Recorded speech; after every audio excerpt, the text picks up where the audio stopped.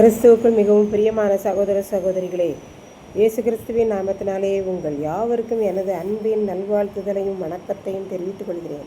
இன்றைய பகலின் குளிர்ச்சியான நாளின் தியான வசனம் நெகேமியா 4ஆம் அதிகாரம் 20ஆம் வசனம். நீங்கள் எவ்விடத்திலே எக்கால சத்தத்தை கேட்கிறீர்களோ அவ்விடத்திலே வந்து எங்களோடே கூடுங்கள். எருசலேமிலே இடிக்கப்பட்ட அலங்கத்தை கட்டுவதற்காக நெகேமியா சூசான் அரண்மனையிலிருந்து அர்தசஷ்டா ராஜாவின் அனுமதியோடு வந்திருக்கிறார். அவர்கள் அலங்கத்தை கட்டும்போது பாதி பேர் வேலை செய்து கட்டுகிறவர்களாகவும் பாதி பேர் ஈட்டிகளையும் பரிசைகளையும் வில்லுகளையும் கவசங்களையும் பிடித்து நின்றவர்களாகவும் காணப்பட்டார்கள். அதிகாரிகள் யூதா வம்சத்துக்கு பின்னாக நின்றார்கள்.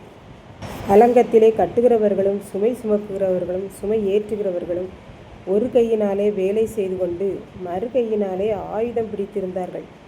அந்த அளவுக்கு எருசலேம் அலங்கத்தை கட்டுவதிலே எதிரிகளால் யூதாவின் சத்துருக்களால் அவர்களுக்கு தடை இருந்தது. கட்டுமான பணியில் ஈடுபட்டிருக்கிற கொத்தனார் மற்றும் சிற்றாள்கள் எல்லாரும் பட்டயத்தை எடுத்துக்கொண்டு அவரவர் இடுப்பிலே கட்டி கொண்டவர்களாய் வேலை செய்தார்கள். எக்காலம் ஊதுகிறவன் நெகேமியாவின் அருகில் நின்றான். பின்பு நெகேமியா பிரபுக்களையும் அதிகாரிகளையும் ஜனங்களையும் நோக்கி, வேலை பெரிதும் விஸ்தாரமாயிருக்கிறது. அதனால் நாம் அலங்கத்தில் ஆங்காங்கு சிதறப்பட்டு வேலைகளை செய்து கொண்டிருக்கிறோம். நீங்கள் எந்த இடத்திலே நிற்கும்போது எக்கால சத்தத்தை கேட்கிறீர்களோ உடனே வேலைகளையெல்லாம் அப்படியே போட்டுவிட்டு எங்களோட வந்து கூடிவிடுங்கள். நமக்கு எதிரிகளால் எப்பொழுது ஆபத்து வருகிறதோ அப்போது எக்காலம் ஊதப்படும். நம்மெல்லாருடைய பாதுகாப்பிற்காக இந்த எக்காலம் ஊதப்படுகிறது. ஆகவே நீங்கள் எல்லாரும் எங்களோடே வந்து கூடுகிற போது நாம் எல்லாரும் சேர்ந்து ஆண்டவரை ஆராதிக்க வேண்டும்.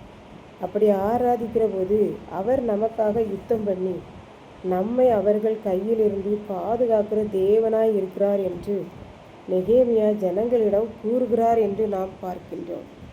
இப்படித்தான் கிராமங்களிலே கோழிகள் முட்டையிடும்போது அவைகளை பத்திரப்படுத்தி அடை வைத்து குஞ்சுகள் பொரிக்க வைத்து தாய்க்கோழியுடன் 10 அல்லது 15 குஞ்சுகள் என்று வீட்டின் அருகில் விட்டு இருப்பார்கள். அந்த தாய்க்கோழி குஞ்சுகளுக்கு ஆகாரங்களை கொத்தி கொடுக்கும். காலை வைத்து மண்ணை கிளறி அதிலே இருக்கிற புழுப்பூச்சிகள் கரையான்களை கொடுக்கும். குஞ்சுகள் அவைகளை உண்டு தன் தாயோடு மகிழ்ச்சியாக நடமாடும். திடீரென்று வானத்திலே பருந்து ஒன்று பறந்து போகிறதை இந்த தாய்க்கோழி உடனே அறிந்து கொள்ளும்.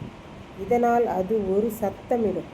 அந்த சத்தத்தை கேட்ட குஞ்சுகள் அத்தனையும் ஓடி வந்து தாய்க்கோழியின் விரிந்த இறக்கைக்குள் வந்து ஒளிந்து கொள்ளும்.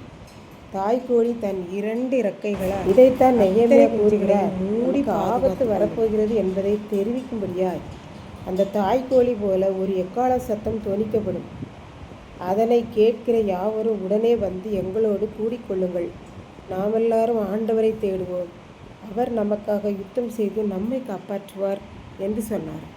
இதை கேட்டுக்கொண்டிருக்கும் எனக்கன்பானவர்களே, இன்றைக்கு நாம் இந்த எக்கால சத்தத்தை கவனிக்கிறோமா? உடனே ஆண்டவரோடு அவருடைய பிள்ளைகளோடு கூடிக்கொள்ளுகிறோமா என்பதை சிந்தித்து பார்ப்போம். இயேசு சீக்கிரம் வரப்போகிறார், மனம் திரும்புங்கள், பரலோக ராஜ்யம் சமீபித்திருக்கிறது என்கிறதான எக்கால சத்தத்தை நாம் கேட்கிற பொழுது, வாசிக்கிற பொழுது, சிந்திக்கிற பொழுது சபையிலே கூடி ஜெபிக்கிறவர்களோடு நாமும் கூடி சேர்ந்து ஜெபிக்க வேண்டும். அதிலே நாம் கலந்து கொள்கிறவர்களாக சபை கூடி வருதலை விட்டு விடாதவர்களாக இருக்க வேண்டும் என்பதாக நாம் கற்றுக்கொள்கிறோம். அவர்கள் எப்போதும் நெகேமியா எங்கே இருக்கிறார் என்பதை பார்த்து கொண்டே வேலைகளை செய்து கொண்டது போல நாமும் ஆண்டவரை பார்த்து கொண்டே வேலைகளை செய்து பிசாசானவனால் நமக்கு ஆபத்து நேரிடுகிற பொழுது ஆண்டவரோடு கூடிக்கொள்வோம். கர்த்தர்தாமே இந்த வார்த்தைகளை ஆசீர்வதிப்பாராக. ஆமென். ஜெபம். அன்பின் ஆண்டவரே, இந்த அருமையான நல்ல நாளுக்காக நன்றியோடு ஸ்தோத்திரிக்கிறேன். இப்பொழுதும் இந்த வார்த்தைகளை கேட்டுக்கொண்டிருக்கிற ஒவ்வொரு பிள்ளைகளும் எப்பொழுதும் உம்மை நோக்கி பார்த்து கொண்டிருக்கவும் உம்மோடு கூடிக்கொள்ளவும் அருள் தாரும். மீட்பர் இயேசு கிறிஸ்துவின் நாமத்திலே தாழ்மையோடு வேண்டிக் கொள்கிறேன் பிதாவே. ஆமென்.